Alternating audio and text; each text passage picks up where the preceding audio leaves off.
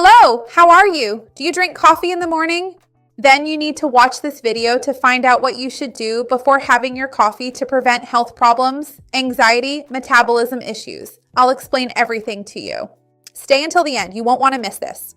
Before we start, I want to ask you how much coffee you drink, how many times a day, the amount of coffee, and what time you drink it. I would love to see your comments. Remember to go ahead and like the video. That's really important to me. It shows YouTube that you support the channel and that you trust my content. And if you know someone who drinks coffee in the morning, go ahead and share this video. Let's expand our chain of kindness. That's what I want with the channel. So what happens when we wake up is that when we wake up early in the morning, our body isn't starting from zero. A lot of people think that's how it is. I woke up, it's like flipping a switch, but that's not how it works. Our body has already been biologically preparing for this moment. During the last hours of the night, we start to activate a specific axis in our brain that regulates the release of cortisol, which is actually a very well-documented physiological response, the response of waking up through cortisol. So it's very important for us to understand that this happens within 30 to 45 minutes after waking up. There's this cortisol peak, and that's completely physiological. This can increase by 30 to 60% compared to our normal baseline levels. This isn't bad, it's completely physiological, and this cortisol peak has important functions, such as increasing the release of glucose by the liver so we have more energy in the morning, slightly raising blood pressure, boosting our state of alertness, in other words, preparing the brain to wake up, make decisions, work, and live. So it's as if our body is saying, hey, the day has started, let's get everything up and running. Now, if you have coffee right away in the morning at this time, the caffeine in coffee also stimulates the sympathetic nervous system and can increase the release of that cortisol, which was already higher than baseline, as well as adrenaline. So ideally, you should understand that drinking a lot of coffee first thing in the morning might be adding a second stimulus to a system that's already activated. For people who are healthy and don't have any health conditions, maybe this won't cause a very significant problem if it's just one coffee early in the morning. But in some situations, this can greatly amplify the body's stress response and may cause anxiety. So for example, those people who already wake up feeling unwell, anxious, a bit restless with a faster heartbeat, slight tremors for some, a feeling of sweating more coldly, and excessive restlessness. In addition, there's the issue of adrenaline. Caffeine stimulates the release of glucose by the liver. So, if a person already has insulin resistance, this increase in glucose can be more pronounced, leading to a greater spike in blood sugar, more insulin release, and then a drop in plasma glucose, which will cause that weakness, tiredness, hunger, intense hunger, and lack of energy. So it's important for us to talk about this. So if you like to have coffee in the morning, if you enjoy this routine, the smell of coffee, sitting down and having your coffee, but you don't want to experience these negative effects, I'll give you some tips on what you need to do before drinking coffee to prevent all of this. So the first thing for sure has to do with our hydration. Because during sleep, we go 6-8 hours without drinking any liquids, so even without realizing it, we keep losing water. Even if you don't get up to urinate, you're still breathing, so you lose fluids through the moisture in your breath. There's also night sweating. On hotter days, you sweat even more. And some people urinate first thing in the morning, or at least produce the urine that they'll pass as soon as they wake up. So it's common for us to wake up slightly dehydrated. It's nothing too serious, but it's enough to influence how our body feels, our responses. So yeah, this mild dehydration, even though it's mild, can worsen memory, attention, reaction time, and the feeling of energy and well-being first thing in the morning. So a good habit can be to start your day with a big glass of water. This helps restore plasma volume, improve circulation, optimize the delivery of oxygen to the tissues that need it, and even helps stabilize heart rate.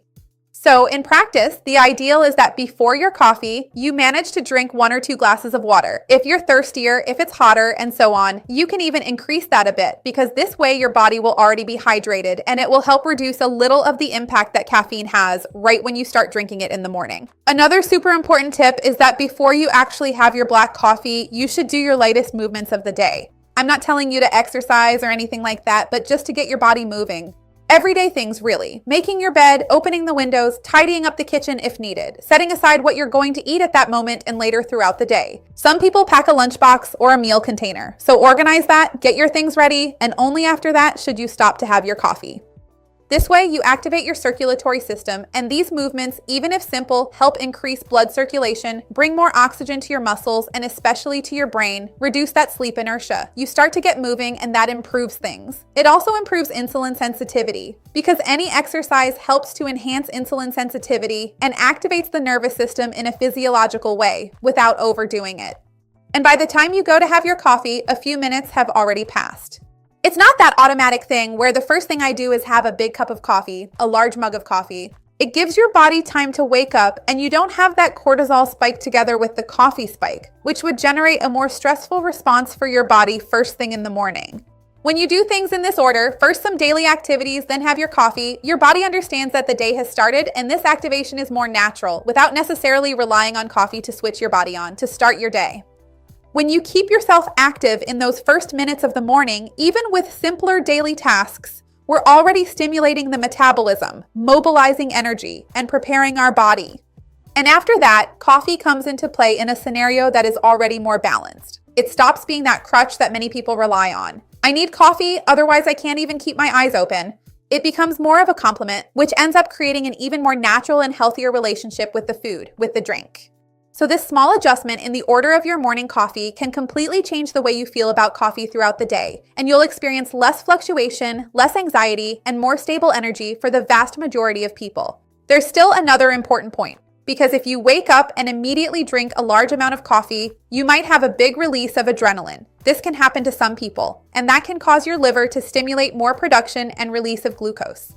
So you might have more glucose circulating at that first moment of the day, especially since in the morning we already tend to have more glucose in our bloodstream because of that cortisol spike I mentioned, which happens physiologically to people.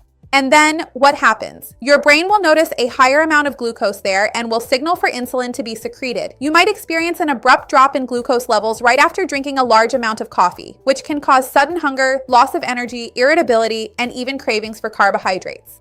So that cycle that we talk about, a lot of hunger, which makes you eat food with more carbs, releases a lot of insulin, lowers glucose, a lot of hunger, and makes you eat again.